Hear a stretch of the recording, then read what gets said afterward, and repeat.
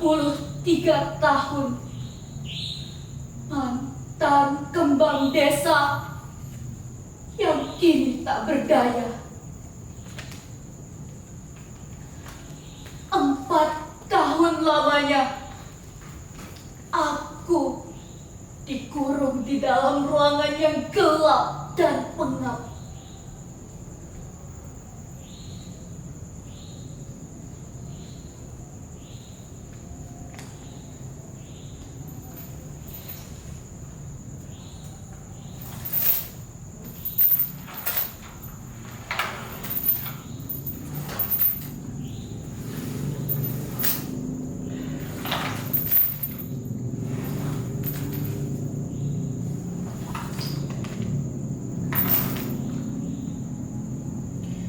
Berawal dari keegoisan bapak yang menginginkan aku, anak perempuan satu-satunya, menikah dengan laki-laki mapan kaya raya yang dianggap mampu mengangkat derajat kedua orang tua.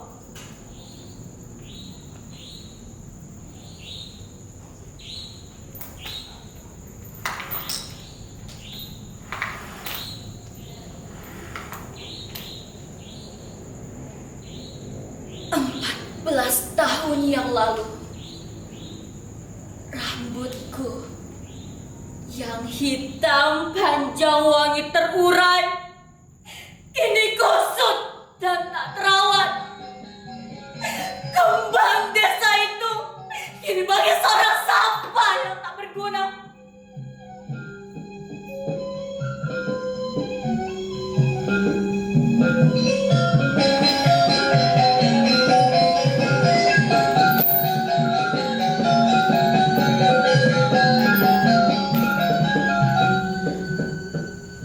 Sore itu Kak Sahdan, laki-laki yang kudambakan menjadi pendamping hidupku, datang ke rumah bersama keluarganya, bermaksud untuk melamarku.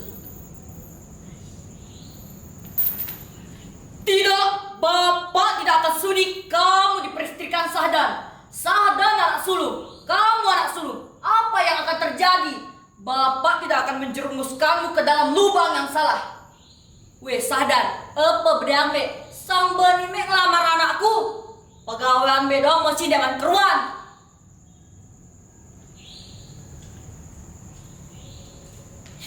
Pak, kumohon Pak, terimalah lamaran Kak Sahdan.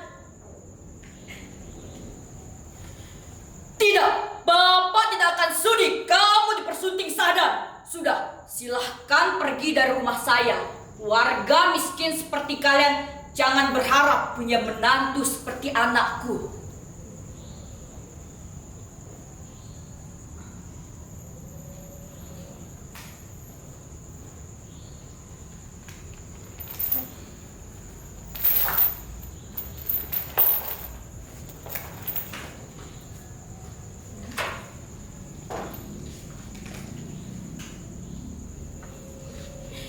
Beberapa hari setelah penolakan itu, hatiku rasanya tercabik-cabik. Bapak tidak pernah mengerti keinginanku.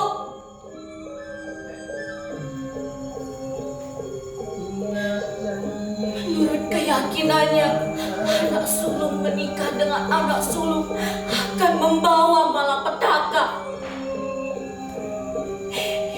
Buat hubunganku dengan Kak Sahdan kandas begitu saja.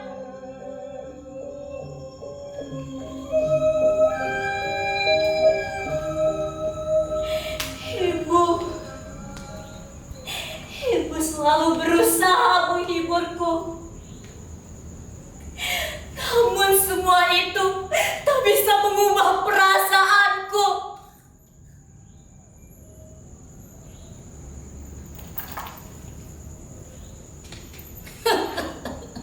Tidak tahu malu. Yang jelas anakku bersuamikan orang yang mapan. Yang jelas bibit bebet bobotnya. Tidak seperti si Sahdan itu.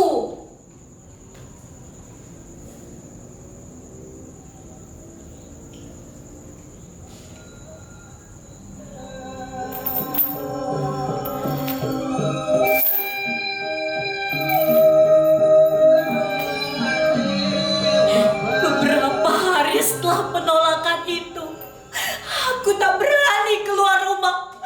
Rasa kecewa, ketakutan, campur aduk menjadi satu. Aku takut apa yang dikatakan orang-orang itu benar adanya. Pernah ku dengar suara Ina Sarim.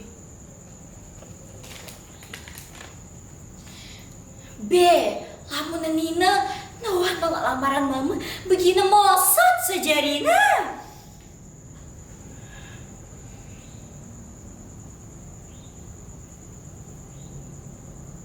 Maksud perkataan Ina Sarim, perempuan kalau sudah menolak lamaran laki-laki pasti akan menjadi perawan tua. Seketika itu pula aku pun menjadi khawatir.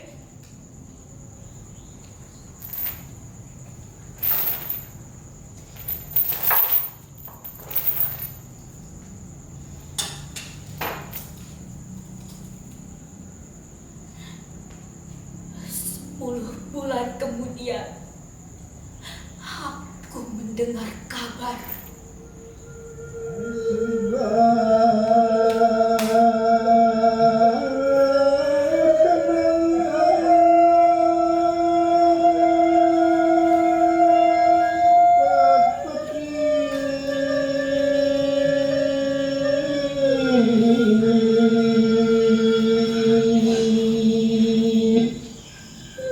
Akan dibuka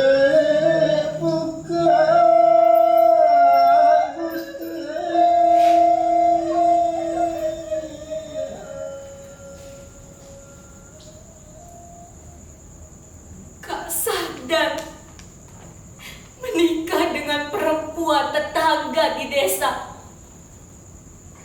Tak lain tak bukan, perempuan itu sendiri adalah temanku.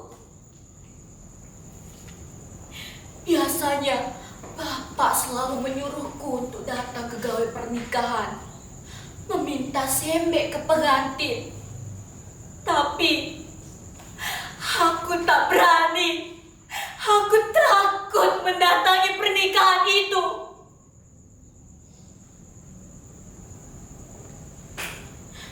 Satu tahun kemudian, Kak Sahdan hidup bahagia bersama istrinya, dikaruniai seorang anak, dan usaha yang mereka rintis berkembang pesat. Sedangkan aku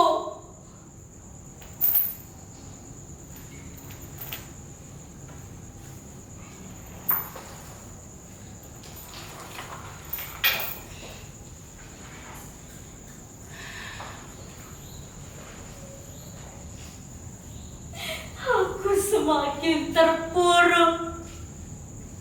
Lebih banyak di rumah, sering melamun di depan pintu.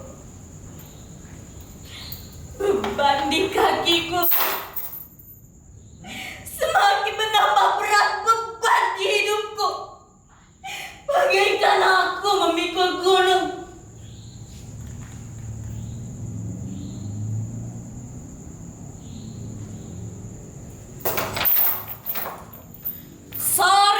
Sorry, pantas saja kamu tidak mendapatkan jodoh. Jangan duduk di depan pintu, karena itu larangan untuk anak perawan.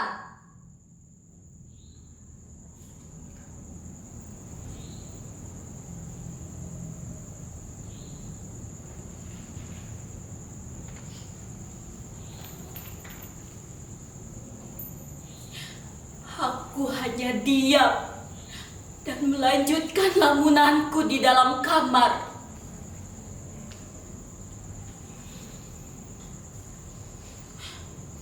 Aku mendengar suara Ina Sarim sedang membicarakanku dengan tetangga.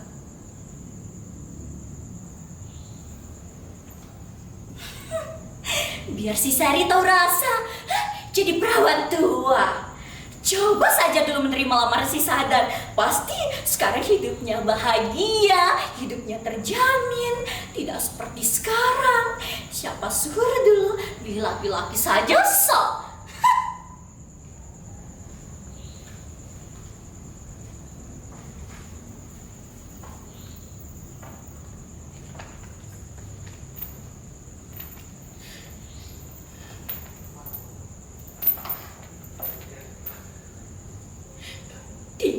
Tahun setelah penolakan itu, aku masih tak bisa membuka pintu hatiku. Aku masih terbayang dengan penolakan Bapak pada lamaran Kak Sahdan. Menurut kepercayaan masyarakat di desaku, aku sudah menuruti apa yang dikatakan ibu. Pergi ke orang pintar untuk membuka pintu hatiku dan perasaan yang diikat oleh Bapak, serta semua saran orang-orang yang menyarankanku agar aku segera menikah sudah kulakukan. Namun semua itu tak bisa mengubah perasaan sakit hatiku. Aku semakin terpuruk.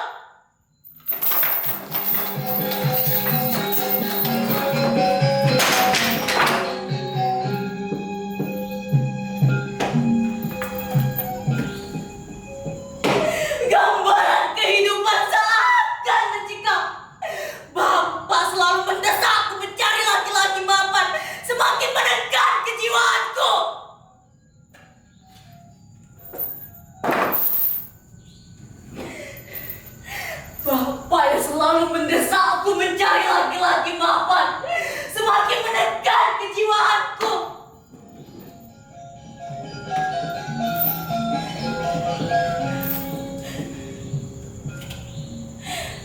Serta semua perkataan orang-orang yang menyarankanku untuk ini itu masih saja aku lakukan.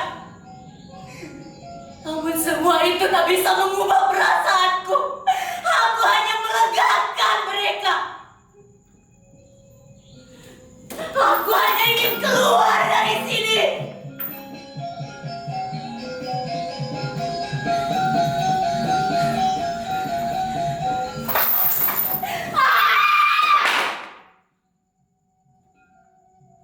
Mengapa semua ini terlalu rumit dalam pikiranku? Mengapa aku tidak bisa mengikuti keinginanku sendiri? Mengapa aku hanya mengikuti keinginan mereka yang menjalani hidup aku?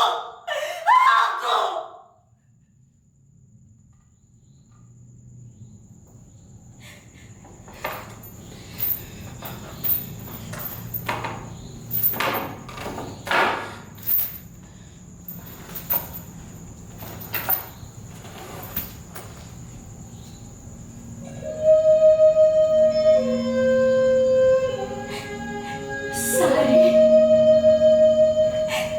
kamu masih cantik, Sari.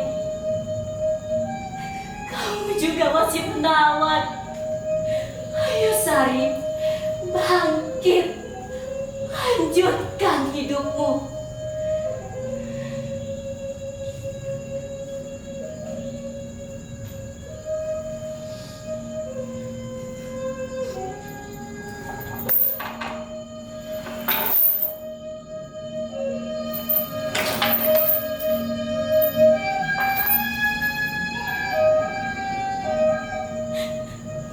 Batinku selalu berperang.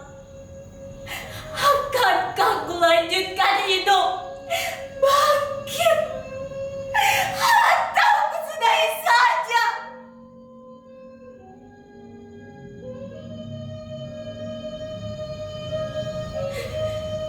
Setiap kali pertempuran batin itu muncul, aku selalu mendengar perkataan Bapak dari luar. Sari, jangan kamu bermimpi semaumu sendiri.